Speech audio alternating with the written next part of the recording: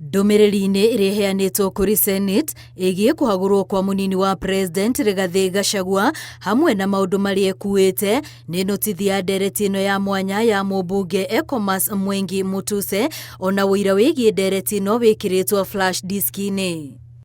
Nĩ matarĩirie mũtaratara ũrĩa mahũthĩrire kũmenyithia mũingĩ ciĩgiĩ ũngania wa mawoni tarĩki 23 mweri-inĩ wa Ikũmi, ona maumĩrĩra mothe ma mũtaratara ũyũ. Maũndũ marĩa mũnini wa President Rigathi wa Gachagua araririe mbunge-inĩ agĩtetera mũthenya wa ira, ona ũira ũrĩa aratemanirie no ũheanĩtwo kũrĩ mbunge ya Senate.